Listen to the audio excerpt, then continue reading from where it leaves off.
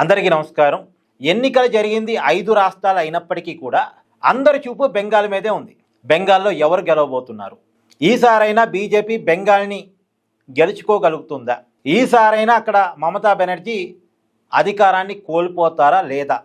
మామూలుగా ఏ రాష్ట్రంలో ఉన్నోరికి ఆ రాష్ట్రంలో ఎన్నికల పట్ల ఇంట్రెస్ట్ ఉంటుంది, కానీ బెంగాల్ ఎన్నికల మీద దేశం అంతా ఇంట్రెస్ట్ ఉంది. బెంగాల్లో అరాచకం రాజ్యం వెళుతుంది, బెంగాల్లో హింసాయుత రాజకీయాలు నడుస్తున్నాయి, బెంగాల్లో ఉగ్రవాద మూలాలు ఉన్నాయి. అక్కడ నేరస్తులకు ఒక అడ్డాగా బెంగాల్ ఉంది. కాబట్టి బెంగాల్లో తృణమూల్ కాంగ్రెస్ ఓడిపోవాలి అని కోరుకునే వాళ్ళు ఒకవైపు, లేదు బీజేపీ వస్తే చాలా ప్రమాదం అని బీజేపీని నరనరాన వ్యతిరేకించే వాళ్ళు, మోడీని గట్టిగా వ్యతిరేకించారు వాళ్ళైతే లేదు మోడీ రావద్దు, లేదా బీజేపీ గెలవద్దు, మమతాను తిరిగి గెలవాలని కోరుకునే బ్యాచ్ మరొక వైపు. మొత్తానికి బెంగాల్ అంటే ఒక రకమైన ఇంట్రెస్ట్ అందరిలోనూ ఉంది. ఎగ్జిట్ పోల్స్ కూడా 70% ఎగ్జిట్ పోల్స్ ఏమో బెంగాల్లో బీజేపీ అధికారంలోకి వస్తుందని చెప్తున్నాయి. ఒక 30% ఎగ్జిట్ పోల్స్ ఏమో బెంగాల్లో తృణమూల్ కాంగ్రెస్ మళ్ళీ గెలవబోతుందని చెప్తున్నాయి. ఎగ్జిట్ పోల్స్లో కూడా ఒక కన్ఫ్యూజన్ ఉంది, ఏకాభిప్రాయం అయితే లేదు. సరే, మనం డే 1 నుంచి చెప్తూ వస్తున్నాం బెంగాల్లో ఎలాంటి పరిస్థితి ఉంది అనేటువంటిది. అయితే బీజేపీకి ప్లాన్ ఏ ఉంది, ప్లాన్ బి ఉంది. ప్లాన్ ఏ ఏంటి, ప్లాన్ బి ఏంటి, ఇక్కడ మాట్లాడుకునే ప్రయత్నం చేద్దాం. సహజంగా మనమేం చెప్తూ వస్తున్నాం, నా వ్యక్తిగత అంచనా అయితే బెంగాల్లో బీజేపీ బాగా పెరిగింది, తృణమూల్ కాంగ్రెస్ బాగా తగ్గింది. అయితే బీజేపీ ఎంతవరకు పెరిగింది?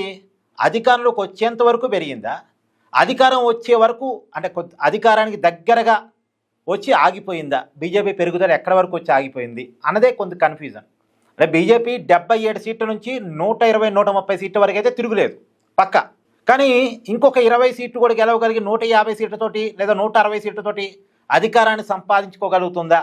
ఇక్కడ చిన్నపాటి కన్ఫ్యూజన్ ఉంది. మమతా బెనర్జీ బలం పడిపోయింది అన్నకాడ కన్ఫ్యూజన్ లేదు. వాళ్ళ గతంలో 210కి పైగా సీట్లు ఉన్నాయి, అవి 170 వరకు అయితే పక్కా పడిపోతాయి. కానీ ఇంకా అంతకన్నా కూడా పడిపోతాయా అన్నకాడ చిన్నపాటి కన్ఫ్యూజన్ ఉంది. ఎగ్జిట్ పోల్స్లో కూడా అదే కన్ఫ్యూజన్. అందుకని కొంత అటుగా ఇటుగా ఇచ్చాయి.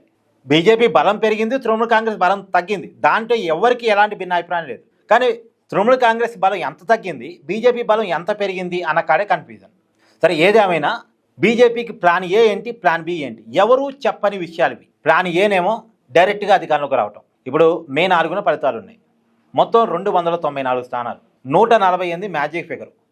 148 సీట్లు ఎవరికి వస్తే వాళ్ళదే అధికారం. ఈ 148 సీట్లు సాధించగలిగితే బీజేపీ అధికారంలోకి వస్తుంది. సాధించగలుగుతామనేది బీజేపీ నాయకుల యొక్క కాన్ఫిడెన్స్. మోడీ గారికి, అమిత్ షా గారికి వాళ్ళ వ్యూహాల మీద, వాళ్ళ పనితీరు మీద, వాళ్ళ కార్యకర్తల కష్టం మీద మంచి ఒపీనియన్ ఉంది. వాళ్ళు గెలవబోతున్నారు అనేది వాళ్ళకున్న రిపోర్ట్. ఒక 170 సీట్ల వరకు అయితే పక్కా గెలుస్తాం అనేది బీజేపీ నాయకుల ఆశ, ఆలోచన, వాళ్ళకున్న రిపోర్ట్. ఇది ప్లాన్ ఏ. డైరెక్ట్గా అధికారంలోకి రావటం, 160-170 సీట్లతోటి ప్రజల అధికారాన్ని అప్పచెప్పారు, వాళ్ళ ఓట్లతోటి అధికారంలోకి రావటం ప్లాన్ ఏ. అంత పద్ధతిగా జరుగుతూ ప్లాన్ ఏ. ప్లాన్ బి, ఒకవేళ వీళ్ళ ఆశలు గురి తప్పి మళ్ళీ మమతా బెనర్జీ తిరిగి గెలవగలిగింది అనుకోండి. మమతా గెలిచిన ఎంత గెలిచిద్ది? ఒకప్పులాగా 200 పైగా సీట్లతో గెలిచే పరిస్థితి లేదు. మమతా గెలవగలిగితే 160-170 సీట్లతోనే గెలవాలి. ఒకలాగా వన్ సైడ్ విక్టరీ అయితే కాదు. ఇప్పుడు బీజేపీ బాగా పెరిగింది అంటే మ్యాజిక్ ఫిగర్ 148 కాబట్టి ఇంకొక 20-30 సీట్లు అదనంగా ఏమైనా మ్యాజిక్ ఫిగర్ కంటే సంపాదించుకుంటే చాలా గొప్ప మమతా బెనర్జీ. కాబట్టి 20-30 సీట్లు పైన అదనంగా ఉంటాయి. కాబట్టి ఒక 25-30 మంది ఎమ్మెల్యేలు, తృణమూల్ కాంగ్రెస్ ఎమ్మెల్యేలని బీజేపీలో లాక్కోగలిగితే బీజేపీ అధికారాన్ని సంపాదించగలదు, తృణమూల్ కాంగ్రెస్ అధికారాన్ని పడేయగలదు. కాబట్టి తృణమూల్ కాంగ్రెస్ని చేర్చడం ప్లాన్ బి. గతంలో మహారాష్ట్రలో మీకు గుర్తుందా, శివసేన పార్టీని ఎలా చేర్చారు? షిండేని పెట్టి ఉద్ధవ్ థాకరే నుంచి శివసేనని ఎలా వేరు చేయగలిగారు? కాబట్టి అసలు శివసేన ఇప్పుడు ఎవరిదంటే షిండే శివసేన అనే పరిస్థితి కదా. అలానే శరద్ పవార్ పార్టీని ఎలా చేర్చారు? అజిత్ పవార్ని ముందు పెట్టి. సో మహారాష్ట్రలో ఎలాంటి రాజకీయాలు గతంలో నడిచాయో అలాంటిదే బెంగాల్లో కూడా నడవబోతున్నాయి. కొంతమంది షిండేలు తృణమూల్ కాంగ్రెస్లో ఇప్పుడు ఉన్నారు, బీజేపీకి టచ్లో ఉన్నారు. తృణమూల్ కాంగ్రెస్లో అంటే ఖచ్చితంగా వీళ్ళు గెలుస్తారనుకున్న కొంతమంది ఎమ్మెల్యేలతో బీజేపీ టచ్లో ఉంది. ఒకవేళ ఇప్పుడు మమతా గెలిచి అధికారాన్ని చేపట్టినా అది 3 నెలల ముచ్చట మాత్రమే. ఒక 3-4 నెలలు తృణమూల్ కాంగ్రెస్ డివైడ్ అయిపోయింది, బీజేపీలోకి ఎమ్మెల్యేలు పోతారు. అంటే ఇప్పుడు యాక్చువల్గా తృణమూల్ కాంగ్రెస్ గెలిస్తే ఇప్పటికిప్పుడు ఏం బీజేపీ చేర్చవచ్చు, కొద్ది టైం తీసుకుంటుంది. 3 నెలలు 6 నెలలు ఎంతో టైం తీసుకొని ఏదో ఒక ఇన్సిడెంట్ జరిగిన కాడ తృణమూల్ కాంగ్రెస్ నుండి చేర్చి బీజేపీ అధికారాన్ని చేపట్టే అవకాశం ఉంటుంది. బెంగాల్ గవర్నర్ కూడా బీజేపీకి కోఆపరేటివ్గా ఉంటాడు. అతను బీజేపీకి వన్ సైడ్గా ఉంటాడు. గతంలో తమిళనాడుకు ఉండేవాడు ఆ గవర్నరు, చాలా వివాదాస్పద గవర్నర్, ఇప్పుడు బెంగాల్ గవర్నర్గా ఉన్నారు. కాబట్టి ఆయన కూడా బీజేపీ బాగానే కోఆపరేట్ చేస్తాడు. ఖచ్చితంగా ప్లాన్ ఏ కింద డైరెక్ట్గా అధికారం వస్తే ఓకే. అధికారం రాకపోయినా తృణమూల్ కాంగ్రెస్ గెలిచినప్పటికీ కూడా తృణమూల్ కాంగ్రెస్ పార్టీని చేర్చి బీజేపీ అధికారాన్ని కైవసం చేసుకుంటుంది బెంగాల్. ఇది ప్లాన్ బి. ప్లాన్ ఏ ఉంది, ప్లాన్ బి ఉంది.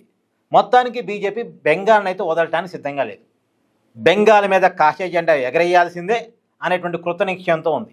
దానికోసం సావధాన దండోపాయాలని ఆలోచించి పెట్టుకుంది. అందుకనే మొట్టమొదటిసారి బెంగాల్ ఎన్నికల్లో గెలవడం కోసం ఉచిత పథకాల హామీలు కూడా ఇచ్చారు. కానీ అయినా సరే గెలుస్తారంటే గెలవడం స్కోప్ ఉంది, కానీ గెలవకపోయినా సరే అధికారాన్ని లాగేసుకుంటామనేది బీజేపీ నాయకుల స్ట్రాటజీ. సో బీజేపీ స్ట్రాటజీ మీద మీ ఆలోచనని, మీ అభిప్రాయాన్ని కూడా కామెంట్ చేయండి. Thank you.